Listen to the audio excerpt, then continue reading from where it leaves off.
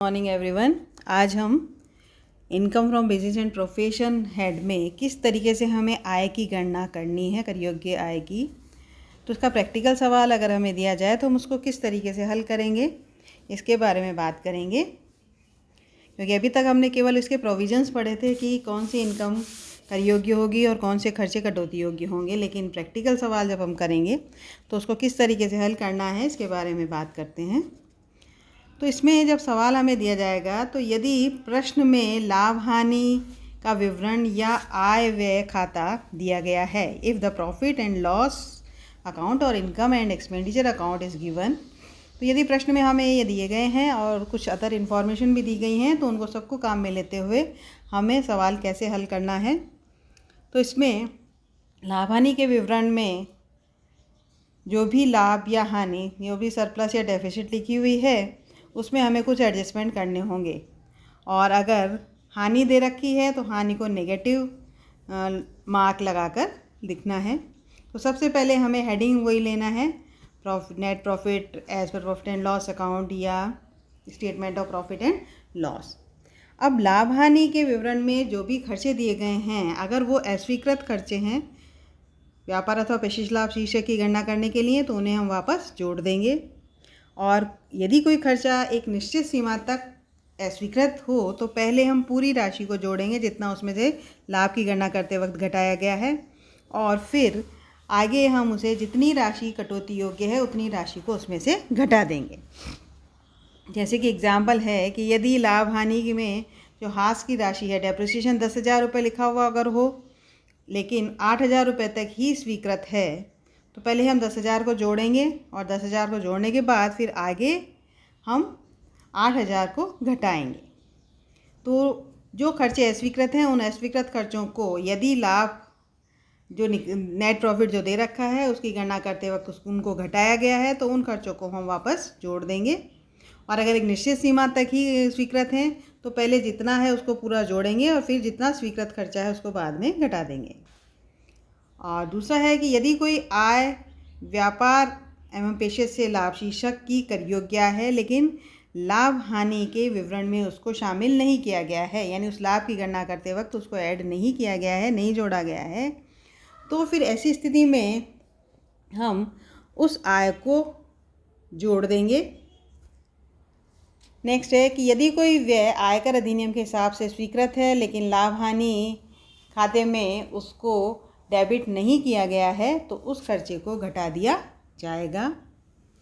And next point है कि यदि लाभ हानि खाते में ऐसी कोई आय क्रेडिट की गई है जो कर मुक्त है या किसी अन्य शीर्षक में कर योग्य है, तो इन दोनों प्रकार की आयों को ही हम लाभ की राशि में से घटा देंगे।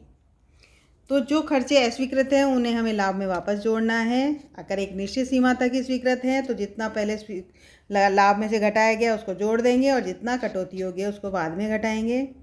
यदि कोई आय व्यापार अथवा पेशे से लाभ शीर्षक में कर योग्य है लेकिन उसको लाभ में शामिल नहीं किया गया है तो उसे हम लाभ में जोड़ देंगे। यदि कोई खर्चा ऐसा है जो कि आयकर अधिनियम के हिसाब से स्वीकृत है लेकिन लाभ हानि खाते में लाभ निकालते वक्त, नेट प्रॉफिट निकाले या बैलेंस निकालते वक्त उसको नहीं घटाया गया है तो यहाँ घटा दिया जाएगा उसको।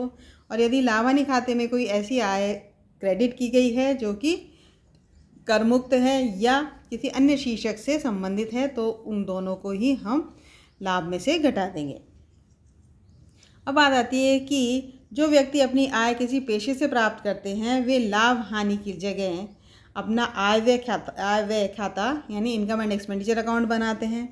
तो यदि प्रश्न में statement of profit and loss के बदले इनकम एंड एक्सपेंडिचर अकाउंट दिया गया है तो जब हम सवाल हल करेंगे तो इसमें कोई अंतर नहीं है, केवल वहाँ प्रॉफिट की जगह सरप्लस होगा और हानि की जगह, लॉस की जगह डेफिसिट होगा। तो बस उन्हीं में हमें इसी प्रकार के समायोजन करने हैं।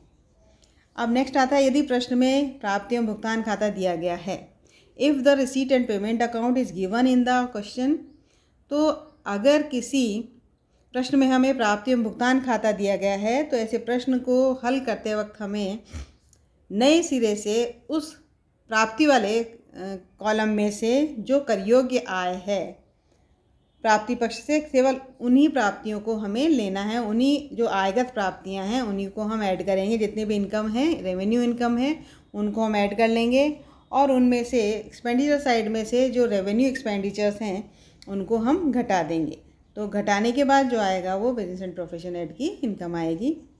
तो ऐसे प्रश्नों को हल करते समय हमें ये ध्यान रखना है कि यदि करदाता अपने लेखे कैश सिस्टम के आधार पर रखता है तो उस स्थिति में outstanding expenses, prepaid expenses, advance income या एक्रूड इनकम के संबंध में हमें कोई भी समायोजन नहीं करना है। और यदि कोई करदाता अपने खाते एक्रूड इनकम के आधार पर रखता है तो इन चारों के संबंध में हमें एडजस्टमेंट वो भी करने होंगे।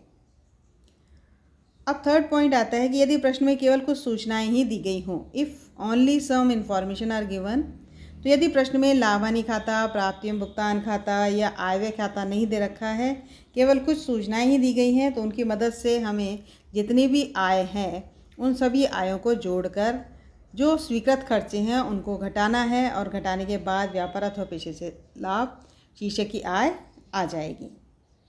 अब यदि प्रश्न में अन्य शीर्षक की भी आय दी गई है, तो यदि प्रश्न में किसी अदर हेड की इनकम भी दे रखी है तो उस आय को हमें ध्यान में नहीं रखना है, क्योंकि वो इनकम अदर सोर्स की, अदर हेड की इनकम है, तो हमें उस पर्टिकुलर हेड में ही उसे शामिल करना है, बिजनेस एंड प्रोफेशन हेड में उसको शामिल नहीं करना है। तो ये सारे एडजस्टमेंट करने हैं। तो देखिए एक एग्जांपल है कि 31 मार्च 2020 को समाप्त होने वाले वर्ष के लिए श्री मुरलीधरन का लाभ हानि खाता एवं अन्य सूचनाएं निम्न प्रकार है। आप कर निर्धारण वर्ष 2021 के लिए उनकी व्यवसाय एवं सट्टे से आय ज्ञात कीजिए। Profit and loss for the year ended 31 March 2020, debit side में दे रखा है opening stock, purchase, municipal taxes of house, salary, fire insurance premium of house, rent of house, repairs of car, medical expenses, general expenses, depreciation of car, advance income tax paid, security transaction tax paid और profit for the year 1,45,000 है। और credit side में sales है, income from cell of trade securities, closing stock, gift from father in law, sale of car, income tax refund and profit on sale of agriculture commodity without delivery and without commodity transaction tax. तो ये सारी profit and loss की information है। और other information में कहा है कि वह किराए के मकान में व्यवसाय चलाते हैं जिसका पूरा किराया लाभ हानि में दिखाया गया है। इस मकान का आधा भाग उनके रहने के लिए प्रयोग में आता है। तो जो पूरा किराया दे उसमें से घटाया हुआ है उसमें से केवल आधा ही स्वीकृत व्यय है व्यापार अथवा पेशे से लाभ शीर्षक के लिए, तो हम आधे को ही इसमें से घटाएंगे। उन्होंने इस वर्ष एक कार 90,000 रुपये में खरीदी और उसे उसी वर्ष 60,000 रुपये में बेच दी। कार का 3/4 प्रयोग व्यवसाय के लिए और 1/4 निजी कार्य के लिए होता था। तो जो कार खरीदी और उसी वर्ष बेच दी गई, जिस वर्ष खरीदी उसी वर्ष अगर बेच दी गई है तो उस पर कोई डेप्रिसिएशन की छूट तो नहीं मिलेगी। और जो उसके खर्चे हैं उसके 3/4 ही व्यवसाय के लाभ में से कटौती योग्य होंगे। जो निजी व्यय से संबंधित है उनको शामिल नहीं किया जाएगा। चिकित्सा व्यय उनकी स्वयं की चिकित्सा पर किए गए हैं, मेडिकल एक्सपेंसेस डिसअलाउड हो जाएंगे। वेतन में उनके कार चालक का वेतन 3,000 रुपये शामिल है, तो 3,000 में से 3/4 ही अलाउड होगा, 1/4 जो कि पर्सनल यूज़ के लिए हैं उससे हम डिसअलाउड करेंगे। उन्होंने पेट्रोल हेतु गत वर्ष में 10,000 रुपये चुकाए जो उपयुक्त लाभ हानि खाते में शामिल नहीं हैं, तो उसको लाभ में से घटाना है, लेकिन 3/4 ही घटाएंगे। उन्होंने अपने कर्मचारियों को रहने के लिए 1,80,000 रुपये की लागत से 1 जुलाई 2019 को एक मकान बनवा कर दिया। इससे उन्हें 36,000 रुपये का किराया कर्मचारी से प्राप्त हुआ जो लाभ हानि खाते में सम्मिलित नहीं है। मकान की लागत में से 80,000 रुपये का भुगतान नकद में किया गया। तो नकद में भुगतान अगर किया गया है तो जितना नकद में किया गया है वो डिसअलाउड होगा। नगरपालिका कर एवं बीमा व्यय कर्मचारियों को किराए पर दिए गए मकान के संबंध में है। वेतन में से कर कटौती करना अनिवार्य था, परंतु कर की कटौती कर विवरणी प्रस्तुत करने की अंतिम तिथि तक नहीं की गई। वेतन का भुगतान भारतीय निवासी को किया गया। तो ये सारी इन्फॉर्मेशन है, इसके आधार पर हम बनाएंगे। तो सॉल्यूशन में देखिए, statement showing income from business and profession of Muralidharan for the assessment year 2020-21। तो यहाँ हम net profit for the year जो है, net profit for the year दे रखा है 1,45,000। इस 1,45,000 में ऐसे खर्चे जो कि डिसअलाउड हैं उनको हम यहाँ घटाएंगे। तो उन खर्चों को जो डिसअलाउड है उनको हम ऐड करेंगे और जो अलाउड है उनको लेस करेंगे। तो सबसे पहले हम लेते हैं add expenses disallowed. No TDS from salary, 3 lakh रुपए का वेतन दिया गया था, उसमें से कोई टीडीएस नहीं किया गया। तो टीडीएस नहीं किया गया है तो ये एम्प्लॉयर की गलती है और इसमें वो असेसी इन डिफ़ॉल्ट होगा। तो इसका 30% डिसअलाउड हो जाएगा। No TDS from salary, 3 lakh का 30% करेंगे तो 90,000 डिसअलाउड होगा, इसे हम वापस ऐड करेंगे। मेडिकल एक्सपेंसेस जो हैं वो पूरे ही पर्सनल हैं, इनको हम वापस ऐड कर देंगे। एडवांस इनकम टैक्स जो पे किया है, एडवांस इनकम टैक्स भी डिसअलाउड है, इसको ऐड कर दिया जाएगा। रेंट, मकान का रेंट 10,000 रुपये है, इसमें से 5,000 रुपये ही अलाउड है, 5,000 डिसअलाउड है, उन्हें हम वापस ऐड कर देंगे। Depreciation of car, depreciation of car 26,000 रुपये इसमें डेबिट किए हुए हैं, लेकिन पूरा का पूरा ही डिसअलाउड होगा क्योंकि इसी वर्ष में उस कार को बेच दिया गया है। Repairs of car, repairs of car के 3,000 रुपये दिए हैं, उसमें से 1/4 पर्सनल यूज़ का जो है 750 रुपये वो डिसअलाउड होगा, उसे वापस ऐड करेंगे। वेजेस ऑफ ड्राइवर को 3,000 रुपये वेजेस दिया गया है, तो उसका 1/4 डिसअलाउड होगा, उसे वापस ऐड कर देंगे। इस तरीके से ये ऐड किया 1,53,500 हम ऐड करेंगे। और rent from employees not included in profit and loss, तो रेंट जो मिला है एम्प्लॉय से 36,000 रुपये का, उसे यहाँ वापस ऐड करेंगे क्योंकि अभी तक ये जो लाभ निकाला था उसमें इसको ऐड नहीं किया गया था। तो ऐड करने के बाद आ रहा है 3,34,500। अब इसमें से कुछ ऐसी इनकम जो कि इस हेड में टैक्सेबल नहीं है उसको हम लेस करेंगे। तो income not chargeable under this head, इसमें आता है gift from father in law को जो 19,000 रुपये की गिफ्ट मिली थी जो कि इस प्रॉफिट एंड लॉस में क्रेडिट कर रखी है, उसको हम यहाँ वापस लेस करेंगे। सेल ऑफ कार, जो कार बेचने से पैसा मिला है 60,000 रुपये, ये भी साइड की इनकम नहीं है, इसको भी यहाँ लेस कर देंगे। एंड इनकम टैक्स रिफंड, 3,000 रुपये का जो इनकम टैक्स रिफंड हुआ है इसे भी यहाँ लेस कर दिया जाएगा। अब ये करने के बाद हमें लेना है expenses allowed but not charge, यानी ऐसे खर्चे जो कि अलाउड हैं लेकिन इसमें से घटाए गए नहीं हैं। तो पेट्रोल ऑफ कार, 10,000 रुपये का पेट्रोल का खर्चा हुआ था कार का, जिसका 3/4 व्यवसाय से संबंधित है, तो 3/4 यानी 7,500 इसमें से हम घटा देंगे।